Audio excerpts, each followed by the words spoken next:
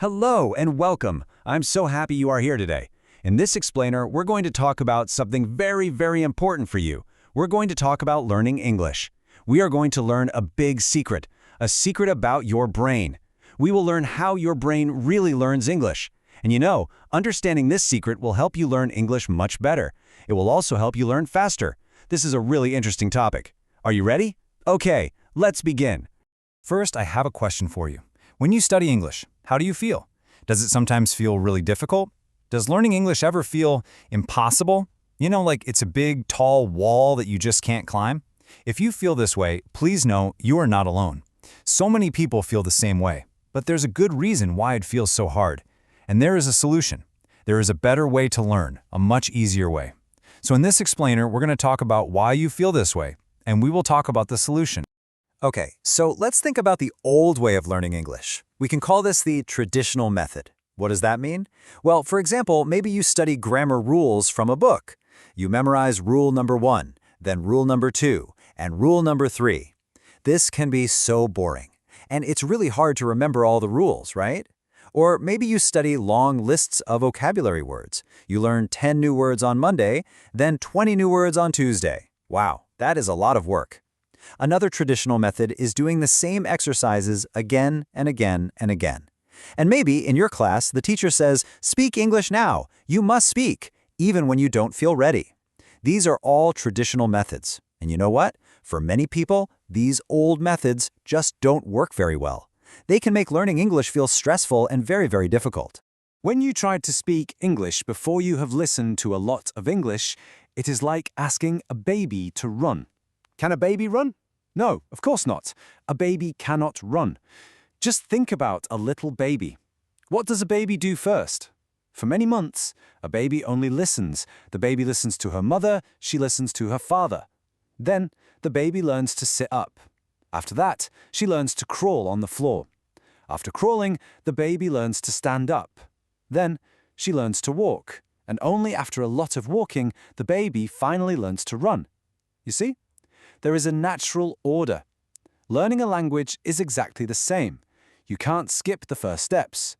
For English, the very first step is listening. You must listen a lot before you can speak. You have to walk before you can run. So if the old methods are a trap, how do we escape? How do we get out of the trap? What is the real secret to learning a language? Well, your brain has a special way it wants to learn. It is not about studying harder. It is about learning in a natural way, the way your brain was made to learn. In this section, we're going to discover this secret together.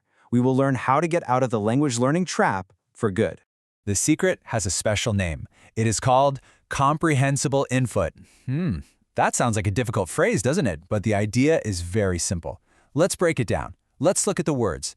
The first word is input. Input is any English that goes into your brain. When you listen to a song in English, that is input. When you read a book in English, that is also input. Simple. The second word is comprehensible.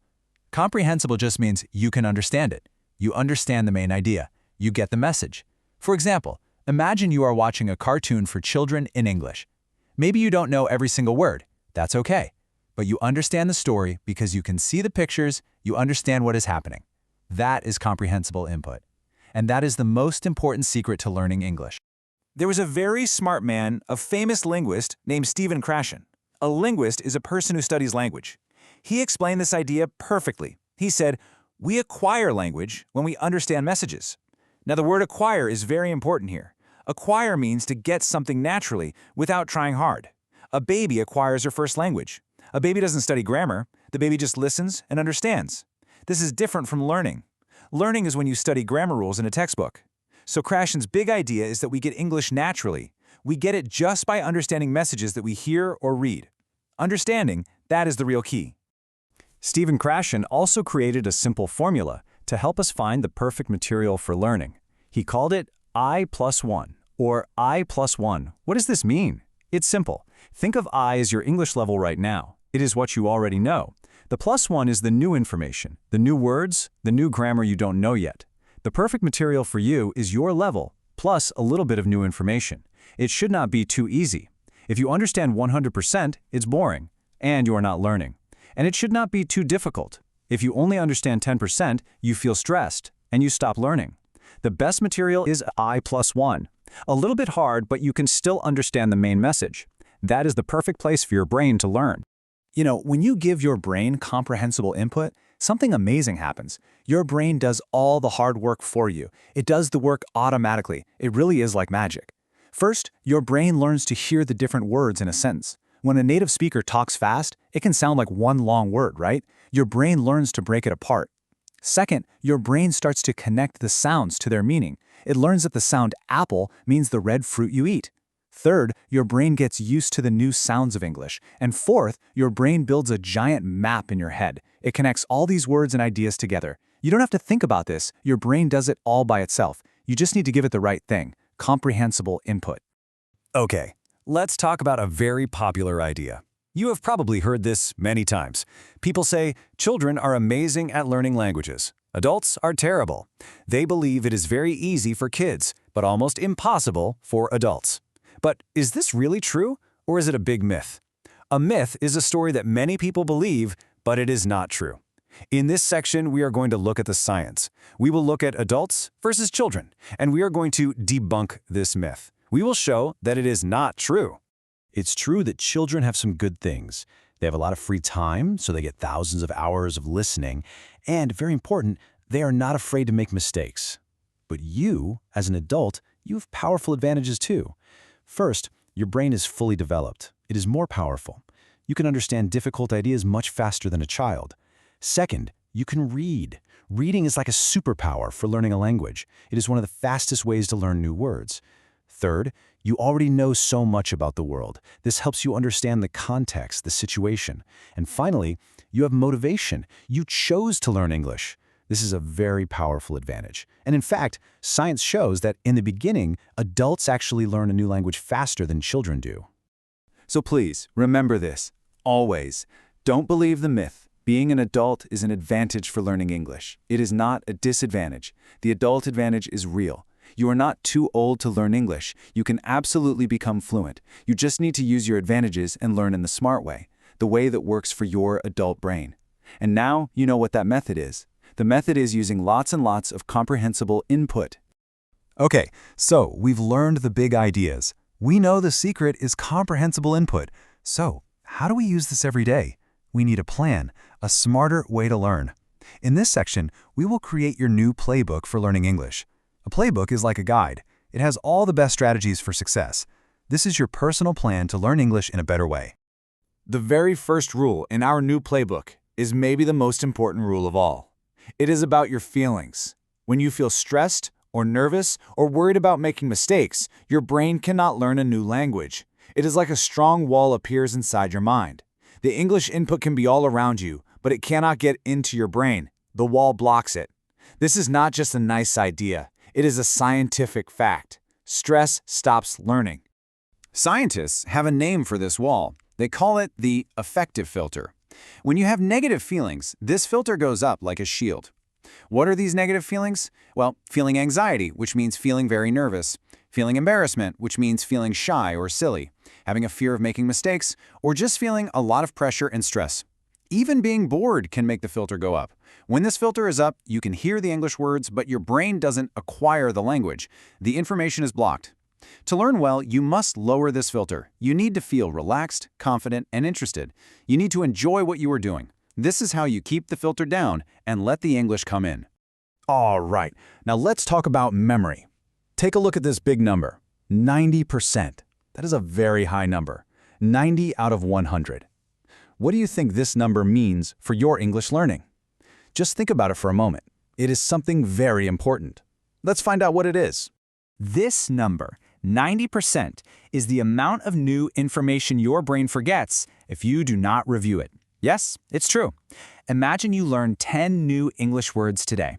If you do nothing to review them, in just 1 week, you will probably remember only one of those words. You will forget the other 9. You forget 90% of what you learn. Scientists call this the forgetting curve. This is completely normal for everyone. Our brains naturally forget things if we don't tell our brain that they are important. So how do we fight the forgetting curve? How can we remember what we learn? The solution is a very powerful technique called spaced repetition. This is a very smart way to review. It works like this. You review new information at specific times. For example, you learn a new sentence today. You review it again tomorrow. Then you wait a few days and review it again. Then you wait a whole week and review it again. After that, maybe you wait 2 weeks. The space, or the time, between each review gets longer and longer. This process sends a powerful signal to your brain. It says, hey, this information is very important. Don't forget it. Spaced repetition helps move information from your short-term memory into your long-term memory. All right, we have learned so many powerful ideas. We learned about the magic of comprehensible input. We learned why it's so important to keep our affective filter down by staying relaxed. And we learned how to beat the forgetting curve with spaced repetition. Now it is time to put all of these pieces together. This final section is your complete path to fluency. This is your clear, step-by-step plan for learning English the smart way. Here are the 5 new rules for your English playbook. Listen carefully. Rule number 1, prioritize input. This means input is your number 1 focus. Most of your time, about 80%, should be listening and reading. That's the engine for learning. Rule number 2, keep it comprehensible. Remember I+1.